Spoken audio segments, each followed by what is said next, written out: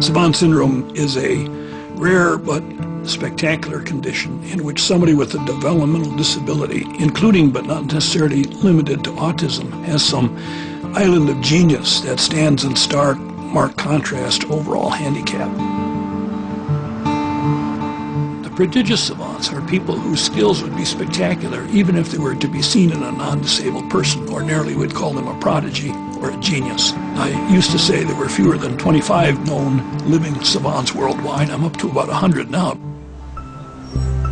Of these 100, Flo and Kay are the only identical twin sisters among them. We are human computers. We remember everything from the past. It just comes. It seems that they can remember everything that has ever happened to them. Their memory and their categorization of things is truly remarkable. That is a savant syndrome phenomenon, no question at all. But as is often the case, Flo and Kay's savantism comes at a price. It is bound up with autistic disorder. As children, Flo and Kay's abilities were neither recognized nor understood.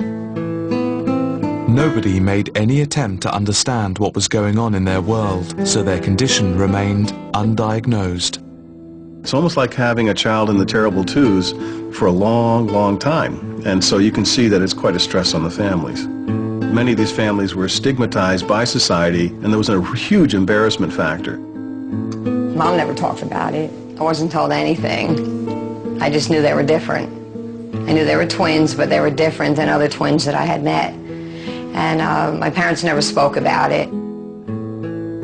Like many mothers of autistic children in the 1960s, Flo and Kay's mother Eve felt embarrassed and tried to shelter her children at home in Irvington, New Jersey. They were ridiculed a lot. A lot of people made fun of them, and I would always come to the rescue. And when they got a little older, in high school years, it was a little bit harder for them. There were a few people in the neighborhood that was mean. They would call us all kind of names, like Four Eyes or R word and everything. They're retard, slowpoke, goofy, just like what our mother did. There were times when Flo and Kay fought back. What kind of a mother are you? Oh, but then she would get mad. She would lock us in our room. But our father really never put a stop to it, really. He would always pretend it didn't happen. I believed that she was manic-depressive, also an alcoholic. She was depressed, and she wanted to have thoughts of suicide. She wanted some suicidal thoughts. One night, their mother went downstairs to the kitchen and turned the gas on.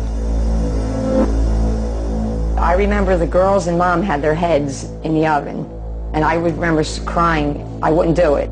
And she says, "No, Mom, don't you dare. Don't you dare.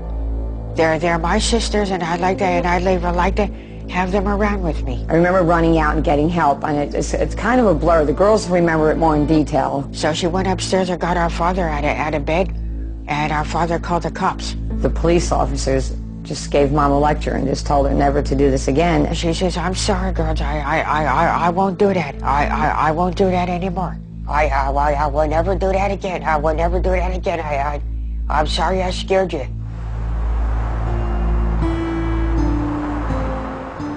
Autism was little understood in the 1960s, making Flo and Kay's childhood particularly tough. Today they appear to be outgoing and sociable. So do they fit the autistic stereotype? How autistic are they? What makes you feel happy? Excitement, music, rock and roll concerts, or like Nancy Eisenberg, Director of Behavioral Science at the New Jersey Neuroscience Institute, is finding out just how autistic the twins are. Joyful. Joyful. Like, what does that feel like inside of you? Oh, Can yeah, you describe how it feels? Like peppy. Florence, let me ask you. Okay. All right? Yes. Can you tell me the name of one of your closest friends? Cindy Fletcher. Okay, Cindy Fletcher? Yes. And how often do you see her? Well, last we saw her was on our birthday in 1995. So that was a while ago. Yes, it was. I use the Autism Diagnosis and Observation Scale, the ADOS, to diagnose autism. You conduct an interview asking about friendships, you ask them about emotions, and then you observe how they describe emotions, how they use gesture, how they modulate eye contact. How about you try? Okay. If you were trying to say it in a sad tone of voice. I'm having a nice day. Okay, and how about, can you try to say it in an angry voice? I'm having a nice day. They had very minimal eye contact. Their voice was poorly modulated, and they would talk quite animatedly about their area of interest, but otherwise wouldn't engage me in conversation. So they really did show the classic signs that we see in individuals with autistic spectrum disorder. How did you know then that you knew the days of the week from the date? Oh, from the calendar. Dr. Eisenberg goes on to test the twins' savant skills. January 15th, 1983. Oh, that was a Saturday? September 15th, 2001 was which day? Saturday? February 29th, 1976. Oh, yeah, Sunday. Dr. Eisenberg then tries the twins out on a date long before they were born, something it was previously assumed they were incapable of calculating. And what about if we said November 30th, 1938? Oh, yeah, Wednesday. Yes, indeed, it is Wednesday. Oh, my How God. do you do that? Are you counting it, or does it just come to you? Actually, it's up in our brain. We think we have a microchip up there. It remains an enigma. We don't really understand how the computation is made in the brain. Until we can account for the savant, we can't account for brain function overall. Until we can explain the savant, we really can't explain ourselves. I see Flo and Kay as human beings, not simply human computers, but Flo and Kay oftentimes, repeated to me and continue to this day, "Hey, Dave Wagner, we're human computers." The world is often a confusing place for people with autism. Flo and Kay have devised unusual strategies for coping with the world around them. In New York City. This is the box of crayons that we're going to be using the door, and all of our color charts. And now, Since they were children, Flo and Kay have made charts which catalogue what their favourite celebrities wear every time they appear on television. we have kept today maybe about 900 to 10,000 color charts over the past 34 years since 1974. Ladies, find everything you were looking for? Yes, we did. Thank you. The world for many and most people with autism is hugely confusing.